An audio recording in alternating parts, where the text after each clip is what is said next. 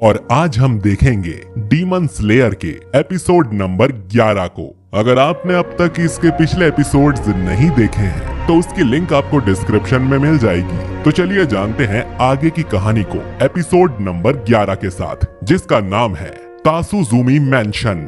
तो पिछले एपिसोड में तांजीरो और तमायो मुजान के भेजे दोनों डीमंस को मार देते हैं और फिर उन्हें पता चलता है कि ये 12 किजुकी वाले डीमंस नहीं थे। सब कुछ खत्म करके फिर तांजीरो वहां से अपने आगे के सफर पर निकल जाता है और तमायो और युशिरो भी मुजान से बचने के लिए अपने छुपने की जगह बदल लेते हैं। अब तांजीरो एक खेत के पास से गुजर रहा होता है और उसका कासुगाई क्रो उसे उसके अगले मिशन में साउथ ईस्ट जाने को बोल रहा होता है। तभी उन दोनों को अचानक अपने सामने एक सुनहरे बालों वाला लड़का दिखाई देता है जो एक लड़की के सामने घुटनों पर बैठा है और उससे शादी करने के लिए भीख मांग रहा है, ये कहकर कि प्लीज मुझसे शादी कर लो, मैं सिंगल मरना नहीं चाहता।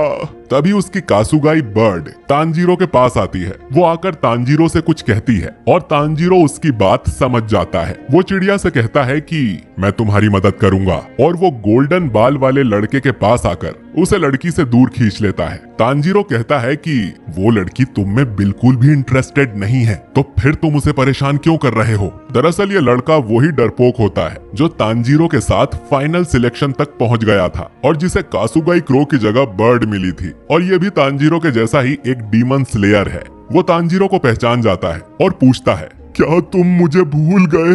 हम पहले मिल चुके हैं, तुम्हारी याददाश्त बहुत कमजोर है। तांजीरो उसको छोड़ता है और लड़की के पास जाकर कहता है, अब तुम आराम से वापस जा सकती हो। वो लड़की तांजीरो को थैंक्स बोलती है, पर वो लड़का उसे रोक लेता है। वो फिर रोते हुए चिल्लाता है, उस लड़की को मुझसे शादी करनी है, वो मेरे प्यार में पागल हो चुकी है, तुम उसे बहलाओ मत। इतने में वो लड़की आकर उसे थप्पड़ मारना शुरू कर देती है और तांजीरो थोड़ी देर ये सब देखने के बाद आकर उस लड़की को रोक देता है। वो लड़की कहती है कि ऐसा मैंने कब कहा कि मुझे तुमसे बेहद प्यार है, मैंने तो बस तुमसे आकर बात की थी क्योंकि तुम चुपचाप रोड के एक कोने में बैठे हुए थे। और वो उसे गुड बाय कहकर चली जाती है। वो लड़का तांजीरो पर इन सब का इल्जाम लगाने लगता है कि ये हम दोनों के बीच की बात थी, तुम इसमें क्यों आए। फिर वो देखता है कि तांजीरो उसे काफी वियर्ड नजरों से देख रहा है, जैसे उसे तरस आ रहा हो। तो वो कहता है कि तुम मुझे सहानुभूति वाली नजरों से मत देखो, तुम्हारी आंखें मुझे डरा रही हैं। फिर वो तांजीरो को कहता है कि ये जो मेरी शादी होने से रह गई, इसमें सिर्फ तुम्हारी गलती है। तांजीरो को कुछ समझ नहीं आ रहा होता है। फिर वो लड़का आगे बताता है कि मेरे नेक्स्ट मिशन में तो मैं मर ही जाऊंगा, तो तुम्हें मुझे जिंदा रखने में मदद करनी पड़ेगी ताकि मेरी शादी होने तक मैं जिंदा रह सकूं। तांजीरो फिर उसे अपना नाम बताता है और वो लड़का कहता है कि मेरा नाम जेनित्सु है। तांजीरो उससे पूछता है कि जब तुम्हें डर ही लगता है तो तुम तलवारबाज बने ही क्यों। जेनित्सु बहुत दुख के साथ जवाब देता है, मुझे एक लड़की ने धोखा दे दिया था और वो मेरे सारे पैसे भी ले गई थी, जिसके बाद मैं कर्जे में जाता गया। फिर मुझे एक बुजुर्ग आदमी ने अपने घर में पनाह दे दी, जिसके बाद मुझे पता चला कि वो आदमी एक ट्रेनर है।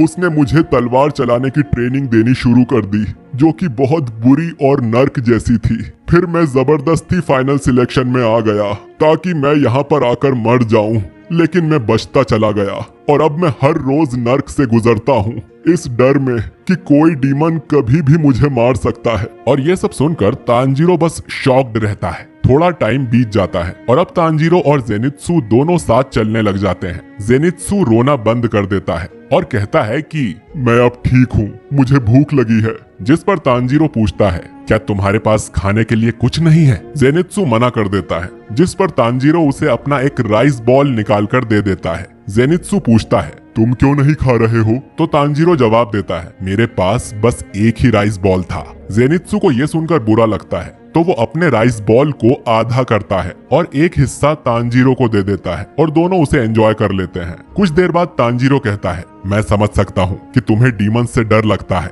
मगर इसकी वजह से तुम्हें अपने कासुगाई बर्ड को परेशान नहीं करना चाहिए। जेनित्सु पूछता है, क्या तुमने मेरी बर्ड से बात की और तुम्हें उसकी लैंग्वेज समझ में कैसे आई। तांजीरो बताता है, तुम्हारी बर्ड ने कहा कि जेनित्सु हमेशा काम करने के नाम पर रोता रहता है, हमेशा लड़कियों के पीछे पड़ा रहता है और जोर जोर से खर्राटे मारता है। जेनित्सु शॉक हो जाता है कि तांजीरो को बर्ड की लैंग्वेज समझ आती है। इतने में तांजीरो का क्रो भी वहाँ आता है और इंसानी भाषा में बात करता है, जिसे सुनकर जेनित्सु का बस बेहोश होना ही बाकी रह जाता है। उसके होश तो हमेशा उड़े ही रहते हैं। तांजीरो का क्रो कहता है कि तांजीरो और जेनित्सु, तुम्हें अपनी अगली डेस्टिनेशन के लिए जल्दी भागना चाहिए।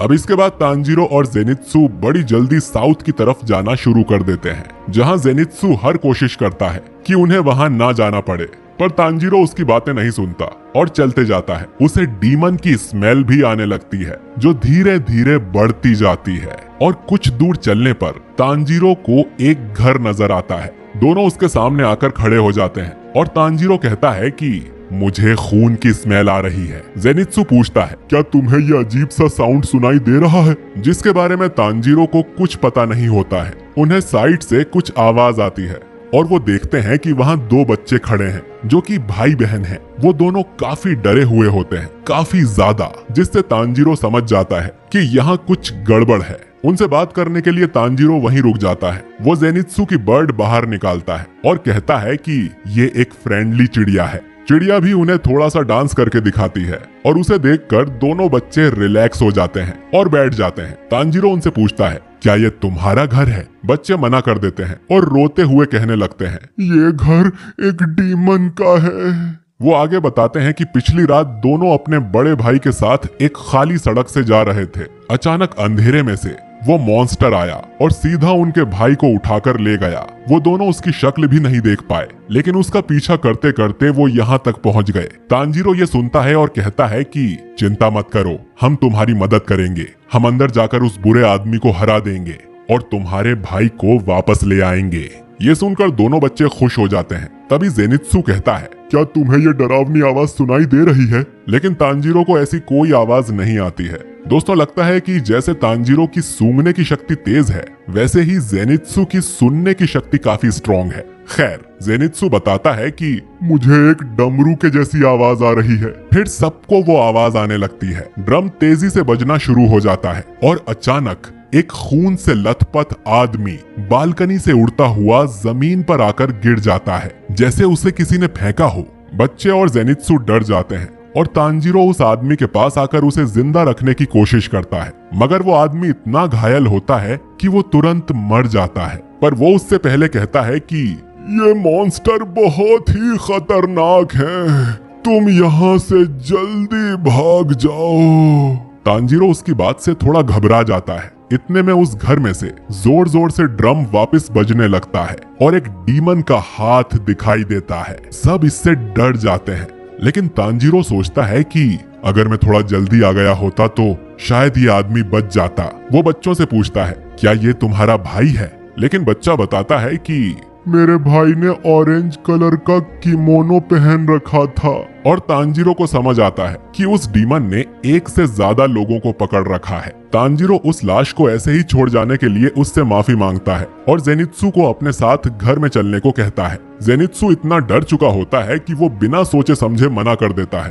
तांजीरो फिर जेनित्सु को अपनी बेहद गुस्से वाली नजर से देखता है और कहता है कि ठीक है, तुम्हारी मर्जी, और वो अकेला अंदर जाने लगता है। उसे इतना गुस्से में देखकर जेनित्सु तांजीरो से ज्यादा डर जाता है और उसका पैर पकड़कर रोते रोते तांजीरो के साथ अंदर जाने लगता है। तांजीरो पहले उन बच्चों के पास आता है और नेजुको वाला बॉक्स उनके पास रख देता है। वो कहता है कि तुम्हें अगर मदद चाहिए हो तो इस बॉक्स को खोल देना, ये तुम्हें बचा लेगा। दोनों फिर घर के अंदर आ जाते हैं। जेनित्सु कांपते हुए पूछता है, तुम मुझे बचा लोगे ना? जिस पर तांजीरो जवाब देता है, पिछली फाइट में मेरा एक पैर और कमर की हड्डी टूट गई थी, जो कि अभी तक ठीक नहीं हुई है। ये सुन जेनित्सु बहुत ज्यादा डर जाता है और चिल्लाने लगता है, अब मैं मर जाऊंगा, मेरी तो अभी तक शादी भी नहीं हुई है।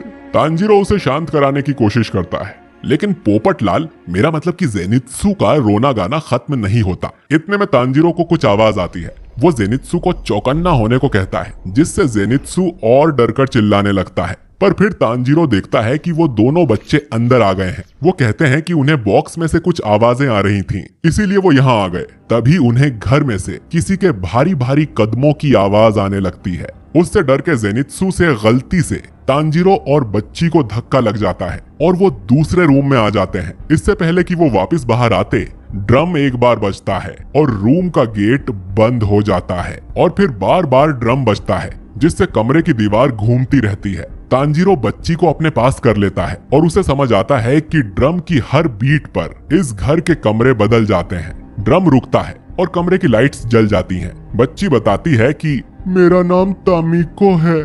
तांजीरो उससे बात करता, इतने में उसे अपने सामने से एक आहट सुनाई देती है। एक लाल आंखों वाला डीमन वहां आता है, पर वो तांजीरो को नहीं देखता। तांजीरो समझ जाता है इस डीमन की स्मेल सबसे स्ट्रॉन्ग है, इसका मतलब है कि यही यहाँ का मास्टर है। अब दूसरी तरफ जेनित्सु और वो बच्चा तांजीरो और तमिको को आवाज लगाते हैं, पर कुछ जवाब ना आने पर जेनित्सु बच्चे को लेकर घर से बाहर आ जाने की सोचता है। वो बच्चा उसे मना करता है, मगर जेनित्सु नहीं मानता। लेकिन अब तक बाहर जाने का दरवाजा भी किसी दूसरे रूम में अंदर खुलता है और वो सब भूल भुलैया में फंस जाते हैं। जेनित्सु मेन दरवाजा ढूंढने की कोशिश करता है और एक गेट खोलने पर उसे एक अजीब सा शख्स दिखाई देता है, जिसका सिर एक सूअर जैसा था। जेनित्सु बहुत डर जाता है, पर वो शख्स उन्हें कुछ किए बिना वहां से भाग जाता है। यहाँ मेन डीमन कहता है कि आज बहुत बुरा दिन है, अजनबी लोग मेरे घर में घुसते ही जा रहे हैं।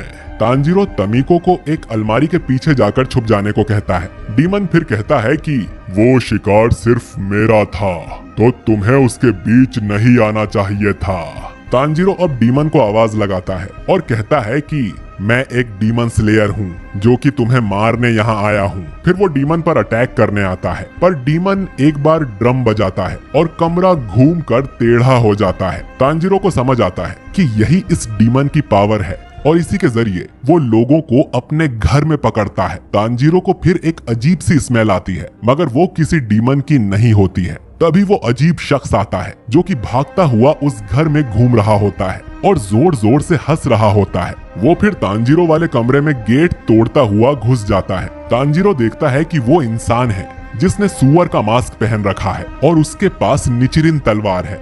वो शख्स कहता है कि मैं इस डीमन को खत्म कर दूंगा।